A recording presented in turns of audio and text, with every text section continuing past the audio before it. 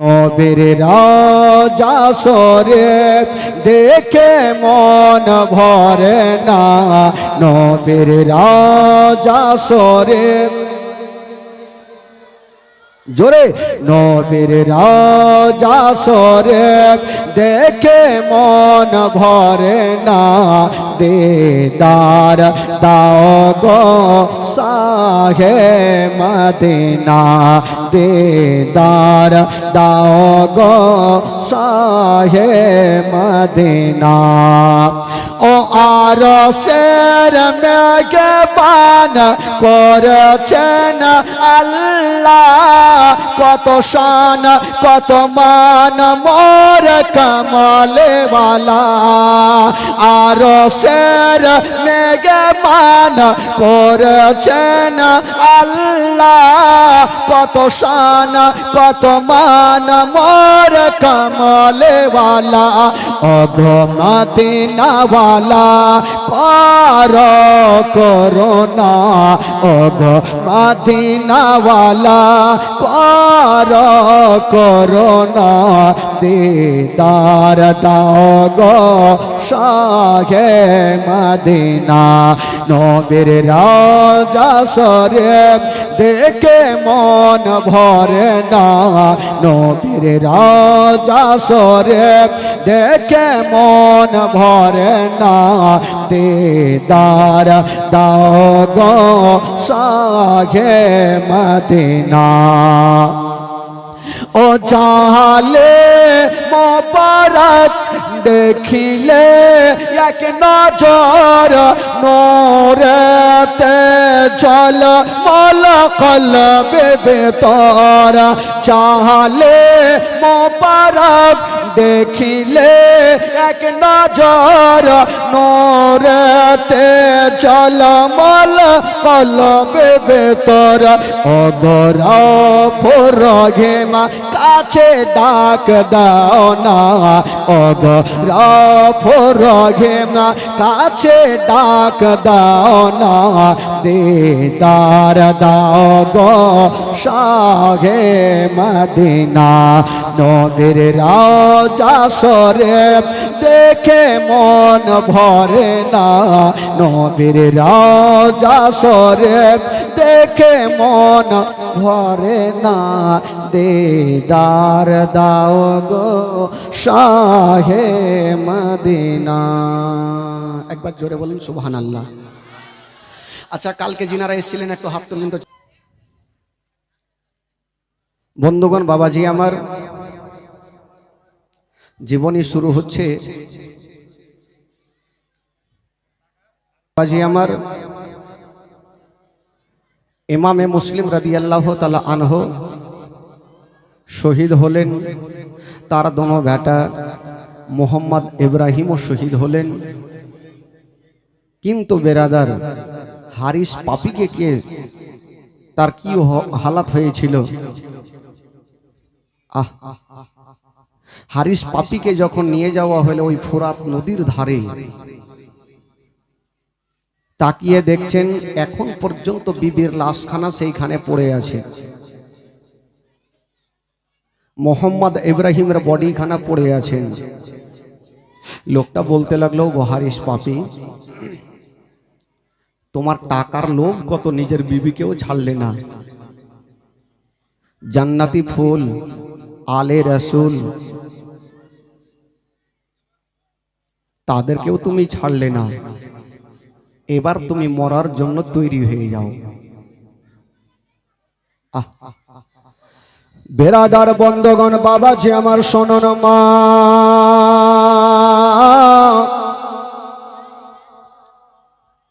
হারিস পাপির হাতখানা ধরে বলতে লাগলো, মরার জন্য তৈরি হয়ে যাও। ওই হারিস পাপি বলেছিলেন, ভাইয়া শোনো,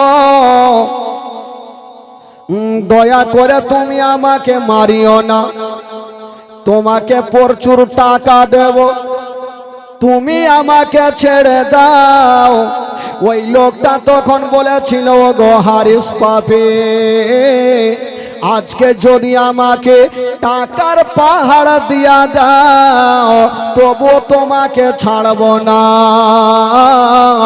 অতক্ষণ পর্যন্ত ছাড়ব না যতক্ষণ পর্যন্ত তোমার গলা না আলাদা করেছি আমার মনে শান্তি হবে না।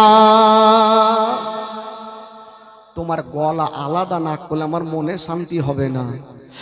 বাবা তরবারি খানা নিয়া বাবা হারিসের পাশে দাঁড়িয়ে গেল। যেমন দাঁড়িয়ে গেছেন বন্ধুরা, সঙ্গে সঙ্গে একখানা তরবারি এত জোরে চালিয়ে দিল গো, হারিসের ডান হাতে পড়ে গেল।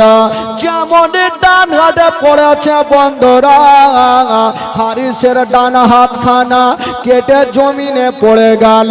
হারিস পাপি বলল, ভাই রে তুমি আমার একখানা হাত কেটেছো, এইবার আমাকে ছেড়ে দাও, আমি ভিক্ষা করে খাবো। বলল, না না, তোর মতো দুশ্মনকে আমি ছাড়বো না। তুই কোনো বাচ্চাকেও ছাড়লি না, তোকেও ছাড়া যাবে না।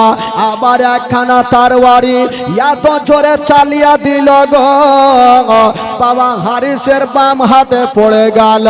বাম হাতটা কেটে আবার জমিনে পড়ে গেল। যেমন দুই কানা হাত কেটে বাবা জমিনে পড়ে গেছে। হারিস পাপি বলল, ভাই রে এবার আমাকে ছেড়ে দাও, আমি ডগরে ডগরে নগরে নগরে ভিক্ষা করে খাবো, আমাকে মারিও না। বলেছিল, না না, তোর মতো দুশ্মনকে বাঁচিয়ে রাখবো না। আর এত জোরে তরবারি চালালো, হারিসের বাম পায়ে ডান পায়ে পড়ে গেল। ডান পা কেটে আবার জমিনে পড়ে গেল। আবার তরবারি চালালো, বাম পায়ে পড়ে গেল, কেটে জমিনে পড়ে গেল। হারিস মুখের ভরে পড়ে গেছে। হারিস বলল, ভাই রে তুমি আমার দুইখানা হাতকে কেটেছো, আমার দুইখানা পা কেটেছো, এবার ছেড়ে দাও। বলল, না তোকে ছাড়বো না। ছোট ছোট বাচ্চারা আলে নবী, এত সুন্দর চেহারা, তোর পা ধরে ক্ষমা চেয়েছিল, তুই তাদেরকে ছাড়িস নি, তোকেও ছাড়বো না। এত জোরে তরবারি চালালো গো বাবারা, সঙ্গে সঙ্গে হারিসের গলাতে পড়ে গেল। একদিকে মাথা গেল, একদিকে বডি গেল। মাথা একদিকে লাফাচ্ছে, বডি একদিকে লাফাচ্ছে। বাবা গো ওই হারিসের বডি খানাকে নিয়ে বাবা পানিতে চালিয়ে দিল। যেমনই পানিতে পড়েছে ও সোনা মানিকেরা, যেমনই পানিতে পড়েছে বাবা গো ওই হারিসের বডিকে পানিতে গোসতে চাহে না। পানি থেকে বাবা গো একটা ঝাটকা মেরে দিল, মাটিতে ফেলে দিল। পানি বলছেন, আল্লাহ এ দুশ্মনের বডিকে আমি পানির মধ্যে রাখবো না, মাটিতে চালিয়ে দিয়ে আছে। মাটি বলছেন, আল্লাহ আমিও দুশ্মনের বডিকে রাখবো না। মাটি চালিয়ে দিল পানিতে, আবার পানি চালিয়ে দিল মাটিতে। বাবা গো হারিসের বডিকে কেউই গোসতে চাহে না। লোকজন একই জায়গাতে গেল, হারিসের বডিকে নিয়ে বাবা কিছু লোকড়িকে জমা করে হারিসের বডিকে রেখে দিয়া বাবা ওই বডিকে জ্বালিয়ে দেওয়া হলো। जैसी करनी वैसी भरनी, যেমন ফল করবে তেমন কর্ম হবে। ও বন্ধুগণ বাবাজিরা,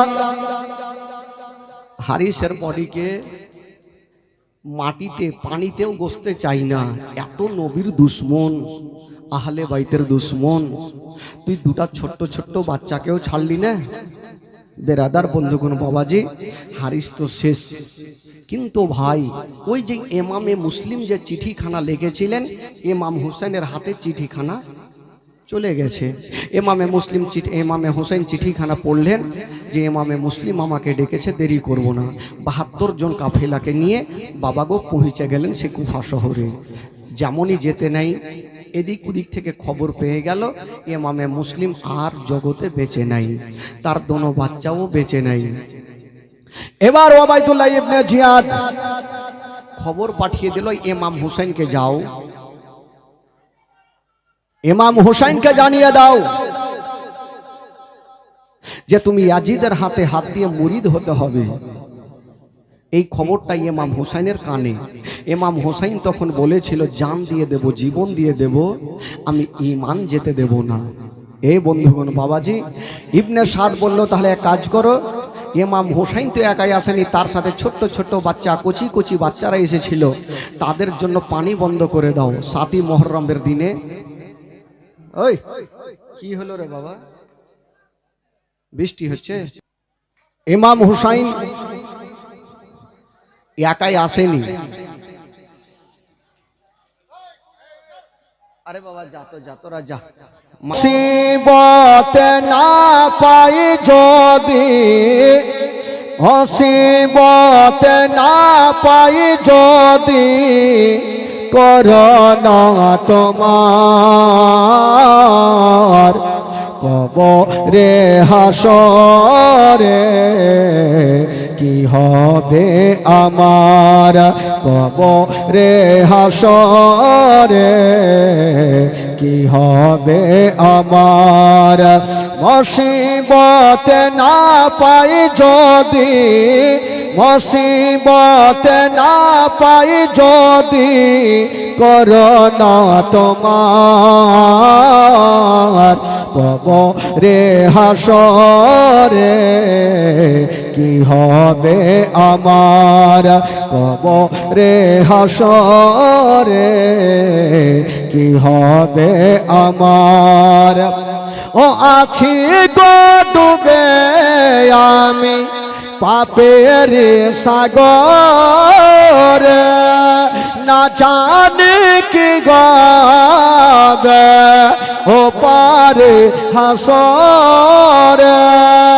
আছি গো ডুবে আমি পাপের সাগর, না জানি কি গাবে ও পারে হাসর। তোমারে সুপারিশ বিনে, তোমারে সুপারিশ বিনে কেমন হব পার, কবরে হাসরে কি হবে আমার, কবরে হাসরে কি হবে আমার। মুসিবত না পাই যদি, মুসিবত না পাই যদি, করোনা তোমার কবরে হাসরে কি হবে আমার, কবরে হাসরে কি হবে আমার, কবরে হাসরে কি হবে আমার। আচ্ছা কি হয়েছে ভাই? আমার নবীর যোগে হলে কেমন হতো জন্ম, আমার নবীর যুগে হলে কেমন হতো। দোনয়নে রাসূল পাক দেখলে কেমন হতো। দোনয়নে রাসূল পাক দেখলে কেমন হতো। জন্ম আমার নবীর যুগে হলে কেমন হতো। জন্ম আমার নবীর যুগে হলে কেমন হতো। কে আসত বেশে হাজারতে বেলালের মধুর আজান, সে আজানে ছিল এমন প্রেম মুগ্ধ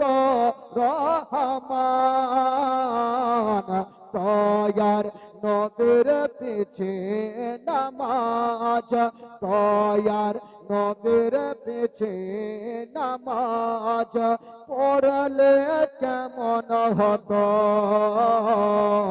তয়ার নবীর পিছে নামাজ পড়লে কেমন হতো তো নয়নে রসূল পাক দেখলে কেমন হতো তো নয়নে রসূল পাক দেখলে কেমন হতো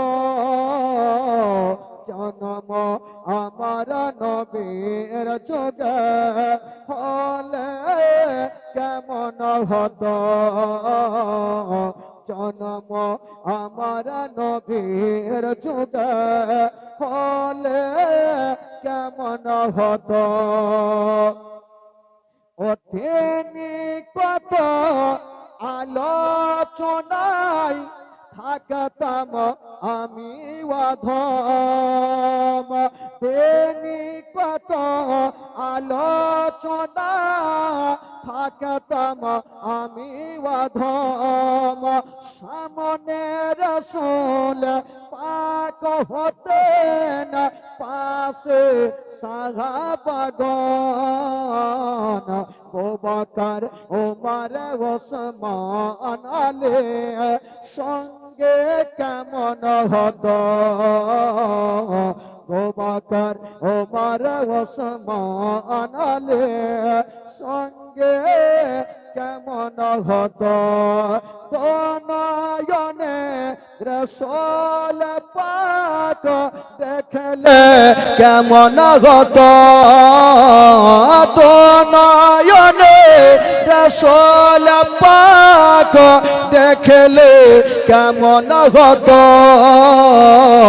জন্ম আমার নবীর যুগে হলে কেমন হতো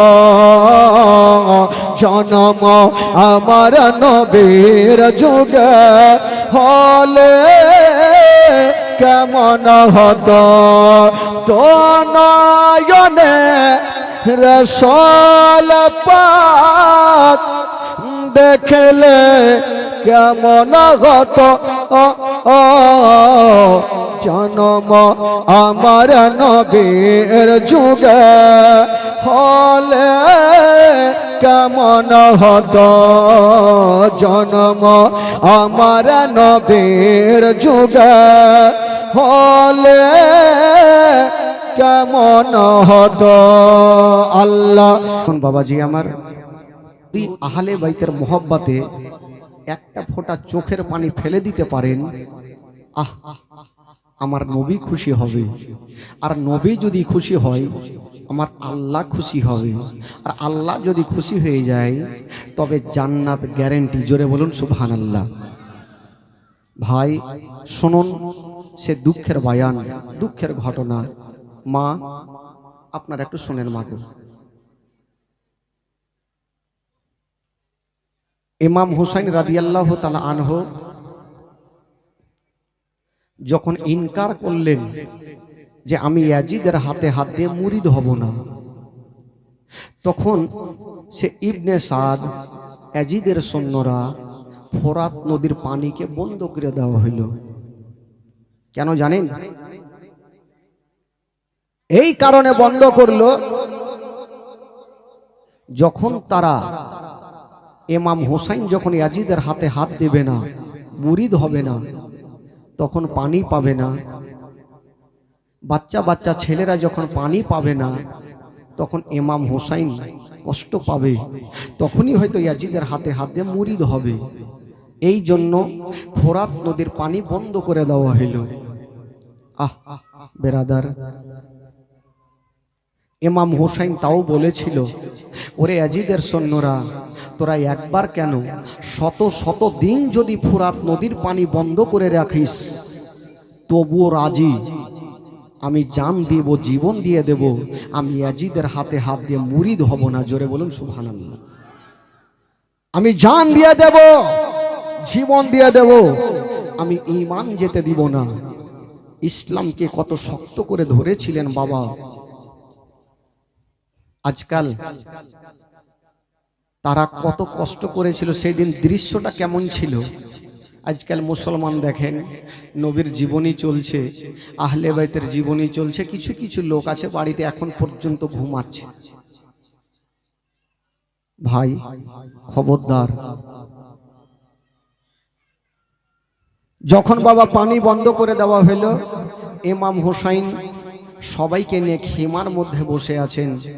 সাথে আছে জয়নাল আবেদিন, আলী আকবর, আলী আসগার, সাকিনা, জাইনাব, শহর বানু, উম্মে কুলসুম, এই সমস্ত মা বহিনেরা ইমাম হুসাইনের কাছে বসেছিলেন। বাবা বেরাদার বন্ধুগণ, বাবাজি আমার শোনুন,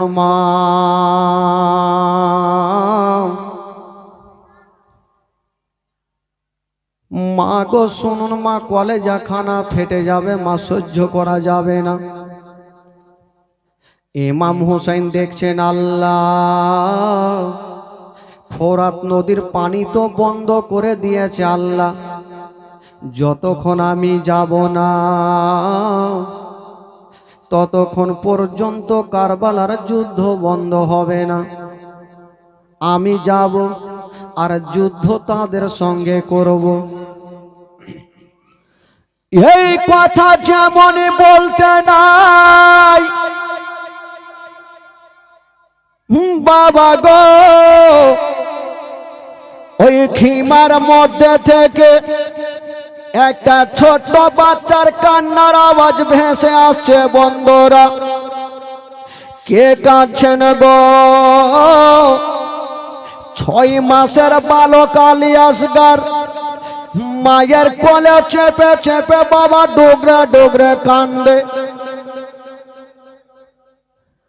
মা বহিনেরা জানে যখন বাচ্চা বাচ্চি কোলে কাঁদবে গো, সঙ্গে সঙ্গে স্থানে লাগাইয়া দুগ্ধ পান করাবে। ওই আলী আসগারের মা বেটাকে কোলে নিয়া যেমন স্থানে লাগাচ্ছেন বাবা, খোদার কসম মায়ের স্থান থেকে এক ফোঁটাও দুগ্ধ বেরিয়ে আসে না। কেন?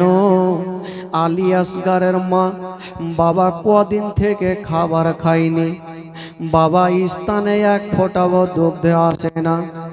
আলী আসগার বারবার করে বাবা স্থান মুখে নিচ্ছেন, আর বাবা বারবার করে মুখটাকে টেনে নিচ্ছেন।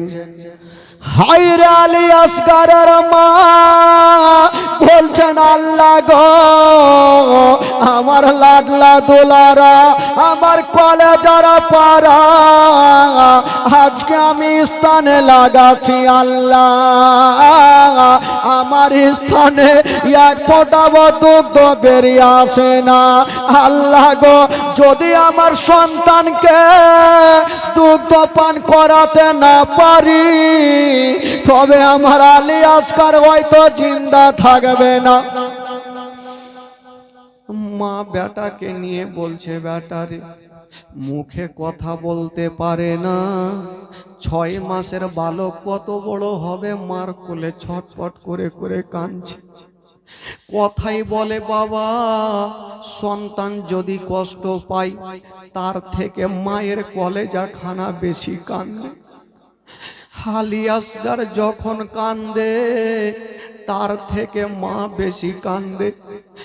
দোয়া করছেন, আল্লাহ আমার সন্তানের জীবন খানা বাঁচিয়ে নাও। যদি অল্পটুকু দুগ্ধ হতো আমার আলী আসগারের জীবন খানা বেঁচে যেত। আলী আসগার ছোট্ট ছেলে মার কোলে লাফাচ্ছে, বেচারা মা বেটাকে বাঁচাতে পারে না। হায়রে আলী আসগারের মা বেটাকে বুক কানে ভরে নিয়া বলছে, বেটারে ওরে লাডলা দুলারা, ওরে কলেজার পারা, বেটা তুমি চোখের পানি ফেলিও না, কান্দিও না রে বেটা, কান্দিও না, আমি সব সহ্য করিব রে বেটা, তোমার চোখের পানি সহ্য করব না। হাজার হলো মা সন্তান যদি কান্দে গো, তার থেকে মায়ের কলেজা খানা বেশি কাঁদবে। বেটার যখন কান্না বন্ধ হয় না, মা চিন্তা করছেন আল্লাহ ফোরাত নদীর পানি তো বন্ধ করে রেখেছে, যদি অল্প পানি পেতাম হুলকুমে দিতাম, বেটার অন্তত পক হুলকুমে পানি গেলে জীবনটা বাঁচত, কিন্তু পানি নাই। হাইরে আলী আসগারের মা ভাবছেন আল্লাহ ফোরাত নদীর পানি বন্ধ করে দিতে পারে। মা ভাবছেন আল্লাহ আমার জিহ্বাখানা আমার সন্তানের মুখে দেব, আমার বেটা আমার জিহ্বাখানা চুষে নিবে, হয়তো এক ফোঁটাও পানি আসবে, এক ফোঁটা পানি যদি আসে তবে মনখানা শান্তি হবে। হায়রে আলী আসগারের মা বলছে ওরে লাডলা দোলারা চিন্তা করো না বেটা, হায়রে জননী মা নিজের জিহ্বাখানা বেটার মুখে দিয়ে দিয়েছেন বাবা, আর বলছেন বেটা রে ওরে লাডলা দুলারা আমার জিহ্বাখানা চুষে নাও বেটা, অল্প পানি পাবে তোমার জীবনটা বেঁচে যাবে।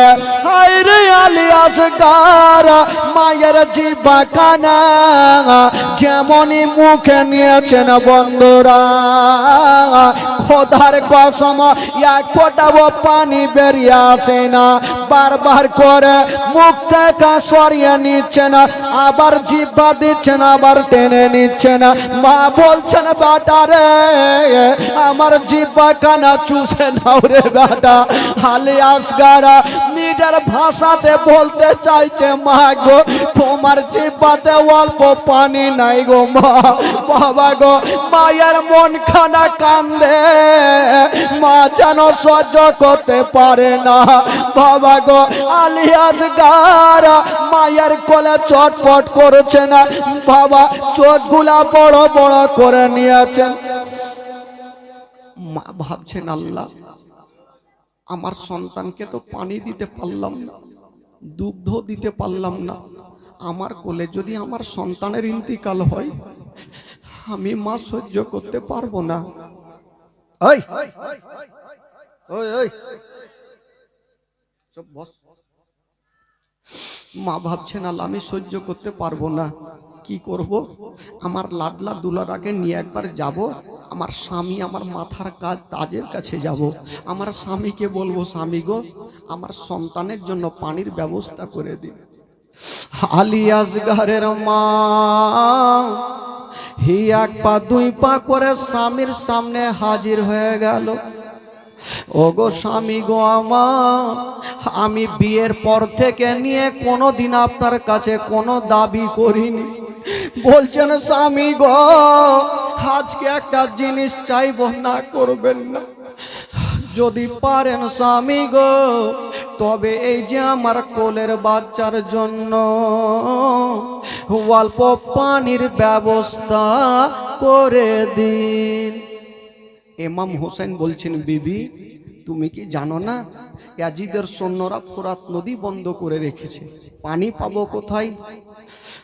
বাবা গো স্বামী স্ত্রীতে কথা চলছে, আর 7 বছরের বেটি সাকিনা কানতে কানতে বাপের হাতখানা ধরেছে, আব্বা গো আমাকে এত পিপাসিত লেগেছে আব্বা, তবু আমি পানি আপনার কাছে চাইবো না। 7 বছরের সাকিনা বলছেন আব্বা পানি চাইবো না, আব্বা আমার গলা শুকিয়ে গেছে আমি বিরক্ত করব না। আব্বা গো এই যে আমার ছোট ভাই আলী আসগার পানির জন্য ছটফট করছে, একটু আমার ভাইয়ের জন্য পানির ব্যবস্থা খানা করে দে। কত কথা বলবো, 22 বছরের বেটা জয়নাল আবেদিন জ্বরে জ্বালাতে কাঁপতে কাঁপতে চলে আসলো। আব্বা আব্বা আমার গায়ে এত জ্বর লেগে আছে আব্বা, তবু আপনার কাছে পানি চাইবো না, আমার ভাই আলী আসগারের জন্য অল্প পানির ব্যবস্থা খানা করে দিন।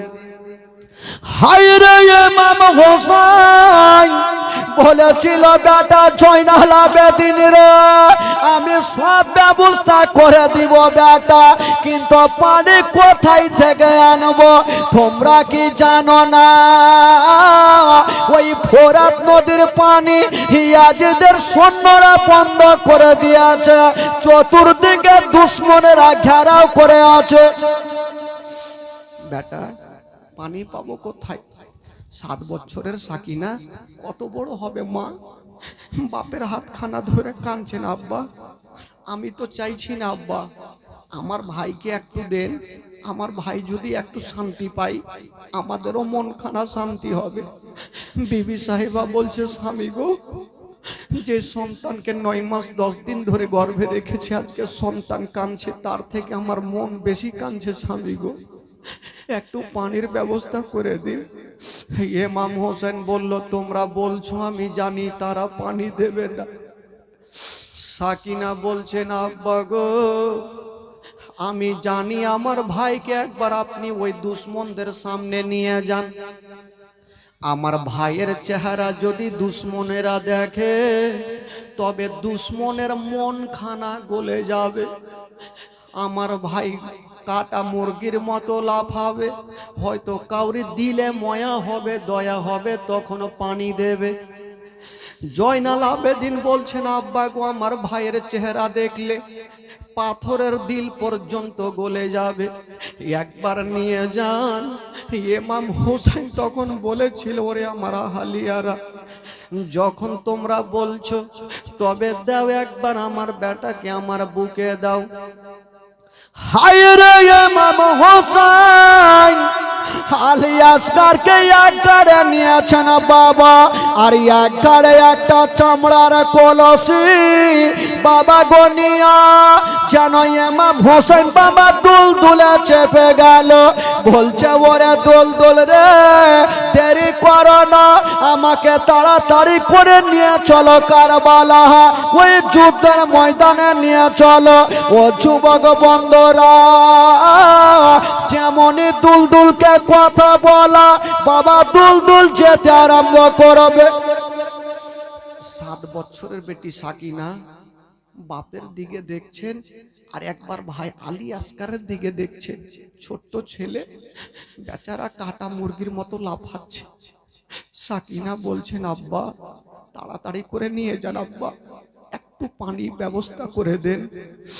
যখন বাবা চলতে লাগলো দুলদুল আলী আসগরকে নিয়ে বাপ চলতে থাকলো, আর আলী আসগরের মা পিছন থেকে দেখতে থাকলো।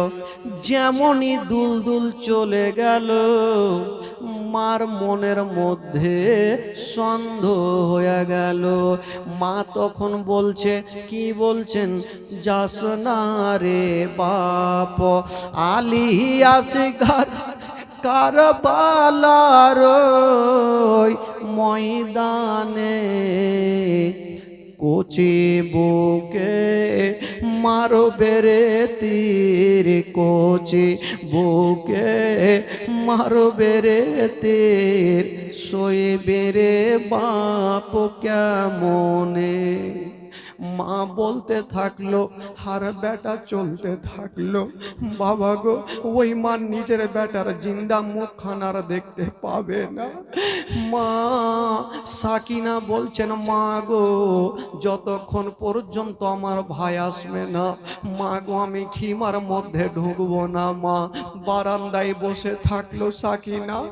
22 বছরের বেটা জয়নাল আবেদিনও বারান্দায় বসে তাকিয়ে তাকিয়ে দেখছেন ইমাম হোসেন যখন বেটাকে নিয়ে যুদ্ধের ময়দানে গেল, ওইদিকে ইবনে সাদের লোকেরা বলছে দেখ দেখ ইমাম হোসেন চলে এসেছে, তোরা তাড়াতাড়ি করে তৈরি হয়ে যা যুদ্ধের জন্য। ইমাম হোসেন বলেছিল ওরে ইয়াজিদের সৈন্যরা তোমরা একটা কথা শুনে নাও, আমি তোমাদের সঙ্গে যুদ্ধ করব না, মারামারি করব না। দেখো আমার কাছে ঢাল নাই, তরবারি নাই, ফারসা নাই, আমি যুদ্ধ করব না। যুদ্ধ করবে না? তবে কেন এসেছো? ইমাম হোসেন বলল, দেখো ভাই, আমি তোমাদের দোষ করেছি, এ আমার 6 মাসের বেটা আলী আসগার তো তোমাদের দোষ করেনি। ইমাম হোসেন কথা বলছে, 6 মাসের বালক আলী আসগার বাপের কোলে লাফাচ্ছে। ইমাম হোসেন বলল, শোনো গো, যদি পারো আমার আলী আসগারকে অল্প পানির ব্যবস্থা করে দে। তারা বলল, না, আলী আসগারকে আমরা পানি দেব না। ইমাম হোসেন বলল, দেখো ভাই, একটু দিয়ে দাও। তারা বলল, দেব না। ইমাম হোসেনের জালালি চলে আসিল। ইমাম হোসেন বলল, ওরে ইয়াজিদের সৈন্যরা, যখন তোরা পানি দিবি না, আমি এখনই যাব ফোরাত নদীতে। কে এমন মায়ের দুগ্ধ পান করে রেখেছিস, আমাকে বাধা দিয়া দেখা। ইমাম হোসেন আলী আসগারকে বলছে, বেটা রে, আমার ঘাড়খানা মজবুত করে ধরে নাও বেটা। আব্বা কেন? বলল, বেটা এখন ঘোড়া চালাবো। সেই মতো ঘোড়া চালাতে হয়। বলল, ও গো দুলদুল, দেরি করো না, তাড়াতাড়ি করে আমাকে ফোরাত নদীতে পৌঁছা দে। ওই দুলদুল বাবা আগে দেখলো, সামনে দেখলো, পিছনে দেখলো, ডানে দেখলো, বামে দেখলো, এত জোরে চলতে লেগেছে গো, 22,000 সৈন্যর বুকের ওপর দিয়া ওই দুলদুল গিয়া ওই ফোরাত নদীতে নেমে গেল। ফোরাত নদীতে তো নামলো। ভাই, একটা কথা, যখন দেখবেন রোজার মাস, রমজান মাস আসে, রোজা করছেন, সারাদিন খাবার ইচ্ছা না করলেও শুধু পানি পান করার ইচ্ছা জাগে। একটু যদি পানি পেতাম। আলী আসগার 3 দিনের পিয়াসা, যখন পানি দেখেছেন, আলী আসগার নিজের ভাষাতে বলছেন, আব্বা, আব্বা, পানি তো দেখতে পাচ্ছি, আব্বা, একটু পানি পান করিয়ে দেন আব্বা।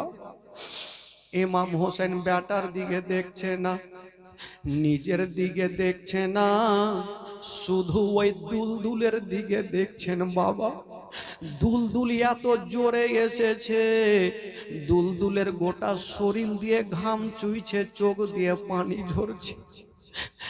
ইমাম হোসেন কাঁদতে কাঁদতে বলছে, দুলদুল রে, এই পানি আমার জন্য মানা, আমার ছেলের জন্য মানা, এই পানি তোর জন্য মানা নাই। তোর লাগামটা ছেড়ে দিলাম, যত পারবি তুই আসুধা করে পানি পান করে নে। বাবা লাগামটা ঢিল দিয়েছে, দুলদুল নিজের মুখখানা শুধু পানিতে দিয়েছেন। বাবা পানি টান মারতে যাবে, কানটা খাড়া করে দিয়ে বাপ বেটার কথা শুনছে। আলী আসগার বলছেন, আব্বা গো, একটু পানি দিয়ে দেন আব্বা, হুলকুমটা ভিজে যাবে। ইমাম হোসেন বলছেন, বেটা, আচ্ছা একটা কথা বলো, যখন তোমাকে পিপাসিত লেগেছিল, সর্বপ্রথম কার কাছে পানি চেয়েছিলে? বলছেন, আব্বা গো, আমি তোমার কাছে চেয়েছিলাম। বলছেন, বেটারে, 5টা মিনিট সময় দাও, এই যে কলসি নিয়ে এসেছি, কলসিতে পানি ভরবো, নিয়ে তোমার মাকে দেব। তুমি তোমার মায়ের কোলে চেপে আসুধা করে পানি পান করবে, তোমার মনটাও শান্তি হবে, তোমার মায়ের মনটাও শান্তি হবে। আলী আসগার বলছেন, আল্লাহ, এত দূরে এসে যখন আমার হুলকুমে পানি গেল না, বুঝি দুনিয়ার পানি আর আমার নসিবে জুটবে না। আলী আসগার বলছেন, আব্বা গো, পানি যখন দেবেন না আব্বা, একটু পানি নিয়ে আমার চোখে মুখে ছিটা মেরে দিন, কারণ ঘোড়া যখন চলছিল ধুলা বালি আমার চোখে মুখে পড়েছে। পানি ছিটা মারলেন, কলসিতে পানি নিয়েছেন, আর দুলদুলের লাগামটা ধরে বাপ বেটা দুলদুলে চেপে যাচ্ছেন। বলছে ওরে দুলদুল রে, দেরি করো না, তাড়াতাড়ি করে বাপ বেটাকে নিয়ে চলো। ওই চোপায়া জানোয়ার হে একটা কথা বলেছিলেন, ওগো মা ফাতেমার বেটা হোসাইন, আমি আপনাদের বাপ বেটাকে নিয়ে যাব না। বলল কেন? বলল যতক্ষণ পর্যন্ত আমাকে ক্ষমা না করবে আমি আপনাদেরকে নিয়ে যাব না। ইমাম হোসেন বলেছিল, দুলদুল রে তুই এমন অন্যায় কি করেছিস রে, তোকে কি এমন ক্ষমা করবো রে? দুলদুল বলেছিলেন, ও গো মা ফাতেমার বেটা, আমি একটা অন্যায় করে ফেলেছি, আমি একটা ভুল করে দিয়েছি। বলো কি ভুল করেছিস বল। দুলদুল বলছে, হুজুর আমি যাকে পানি পান করার জন্য 22,000 সৈন্যর বুকের ওপর দিয়ে আসলাম, ওই 6 মাসের বালকের হুলকুমে পানি গেল না। হুজুর আমার মুখখানা ঠান্ডা পানিতে চুবড়ে দিয়েছি, এটা আমি অন্যায় করে ফেলেছি হুজুর। তবে খোদার কসম এক ফোঁটাও পানি পান করিনি। ইমাম হোসেন আর দিলখানা থামতে পারলেন না, কাঁদতে লেগেছে। আল্লাহ আল্লাহ গো, আমার দুলদুলকে আল্লাহ তুমি এত বুদ্ধি জ্ঞান দিয়েছো, ইয়াজিদের সৈন্যদের বুদ্ধি নেই। ইমাম হোসেন কাঁদতে কাঁদতে বলছে, দুলদুল রে যা, তোকে ক্ষমা করলাম, এবার আমাদের বাপ বেটাকে তুই পৌঁছে দে কার ওই খিমাতে। বাপ বেটা চেপে গেছে, বাবা গো দুলদুলের লাগামটা টান দিবে, ওই দিকে ইয়াজিদের সৈন্যরা ইবনে সাদ একটা লোককে হায়ার করে ডেকেছিল যারা তীর চালাতে জানতো। বলতে লাগলো, কে আছো গো, তাড়াতাড়ি করে একখানা তীর চালাও। বললো কাকে মারবো? বললো তীরখানা চালাও। ওই তীরখানা গিয়া আলী আসগারকে না লাগে, ঘোড়াকে না লাগে, ইমাম হোসেনকে না লাগে, ওই তীরখানা গিয়া সোজা ওই চামড়ার কলসিতে লেগে যায়। তীরন্দাজ বলেছিলেন, ওগো ইবনে সাদ, আমি কেন ঘোড়াকে মারবো না, কেন আলী আসগারকে মারবো না, কেন হোসেনকে মারবো না, ওই চামড়ার কলসিতে কেন মারবো? আমি তীর যখন চালাবো তো ইমাম হোসেনকে কেন মারবো না, ঘোড়াকে কেন মারবো না? যদি ঘোড়াকে মেরে দিই তাহলে পানি নিয়ে যেতে পারবে না। বলতে লাগলো, ওরে তীরন্দাজ, ঘোড়াকে মারতে হবে না, তুমি একখানা তীর চালাও, ওই তীরখানা চামড়ার মশকে লেগে যায়। কারণ হলো একটা, এই কলসির পানি যদি খিমাতে নিয়ে যাই, ওই পানি সাকিনা পান করবে, ওই পানি আউনো মোহাম্মদ পান করবে, ওই পানি আলী আকবর পান করবে, ওই পানি জয়নাল আবেদিন পান করবে, সোহার বানু পান করবে, উম্মে কুলসুম পান করবে, আবুল কাসিম পান করবে। আর তারা যদি সবাই পানি পান করে নাই, আমাদের একটা কেউ জিন্দা রাখবে না, পানি কোনো মতে নিয়ে যেতে দেব না। ওই তীরন্দাজ বাবা গো এত জোরে নিশানা করে দিয়েছেন বাবা, এত জোরে নিশানা করে বাবা তীরখানা চালিয়ে দিল, এত জোরে চালিয়ে দিয়েছে বন্ধুরা। ওই তীরখানা গিয়া ইমাম হোসেনকে লাগলো না, ঘোড়াকে লাগলো না, আলী আসগারকে লাগলো না, ওই তীরখানা গিয়া সোজা চামড়ার মশকে লেগে গেল। যেমনই চামড়ার মশকে লেগে গেছে, একটা মুখ বাঁধা ছিল, নিচে আর একটা মুখ বাবা চালু হয়ে গেল। কলসির পানি আবার নদীতে পড়তে লাগলো। বাপের কোলে আলী আসগার ঘাট থেকে দেখছেন, আল্লাহ আমি মার কোলে যে পানি খানা পান করতাম সেই পানি তো এখন পড়ে গেল, দুনিয়ার পানি আমার কি কপালে জুটবে না।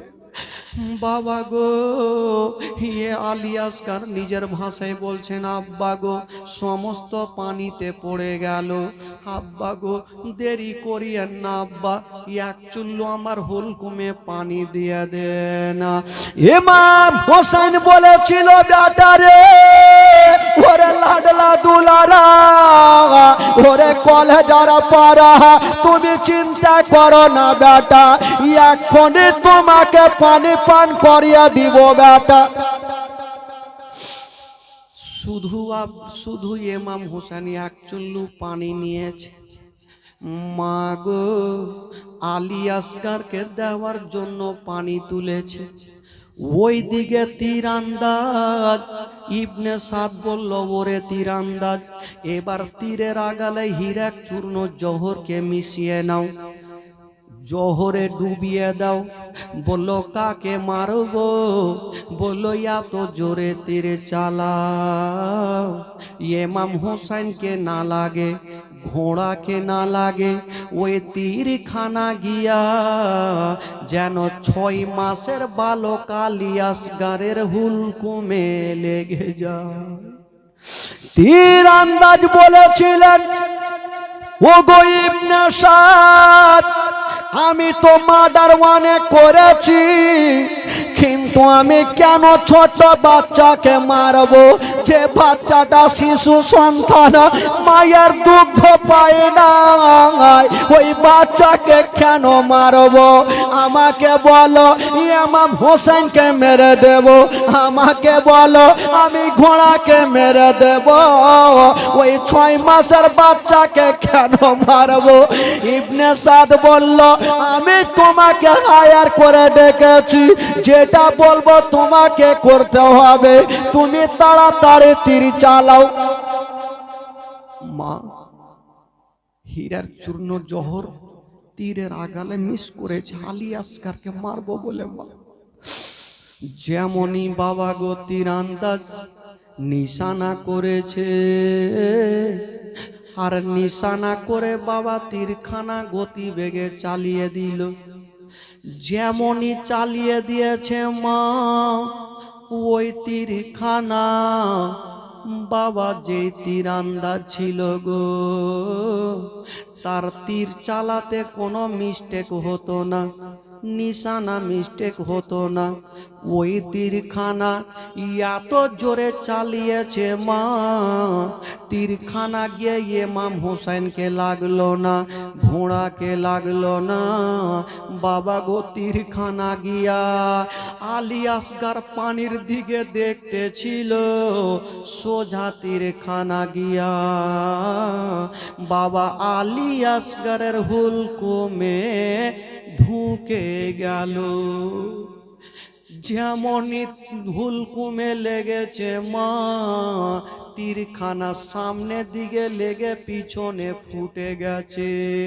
আলী আসগার মুখে কথা বলতে পারলেন না, একটু শুধু ছটপট করলেন, আর বাপের কোলে ঘুমিয়ে গেলেন। আর ইমাম হোসেনের হাতে যে পানিখানা ছিল, ওই বাবা হুলকুম থেকে একটা ফোঁটা রক্ত বাপের বাবা কি বলে ওই হাতে চলে আসলো। ইমাম হোসেন পানিখানা ফেলে বলছেন, আল্লাহ এ রক্ত কোথায় থেকে আসলো? আল্লাহ গো, আমার বেটা এতক্ষণ ছটপট করছিল, এখন কেন বেটা কান্দে না? বাবা গো, বেটা আলী আসগারকে ঘাড় থেকে নামায়া যেমনই সামনে করেছেন বাবা, দেখছেন আলী আসগারের হুলকুম থেকে গল গল করে রক্ত বের হচ্ছে। চোখ দুটা বন্ধ করে নিয়েছেন, ইমাম হোসেন তীরখানা টান দিয়েছেন বাবা, মনে হচ্ছে রক্ত আরো শুরু হয়ে গেল। ইমাম হোসেন নিজের দিলকে থামতে পারে না, চোখের পানি তবুও ফেলে না, সবুরের পাহাড় হয়ে বেটাকে গামছাতে ঢেকে নিয়েছে। আর দুলদুলকে বলছে, দুলদুল রে, আর পানির দরকার নেই, তাড়াতাড়ি করে আমাকে খিমাতে নিয়ে চলো। আমার আলী আসগার ইয়া তো পানি পান করেছে, আর জিন্দেগিতে মায়ের কোলে পানি খাবে না।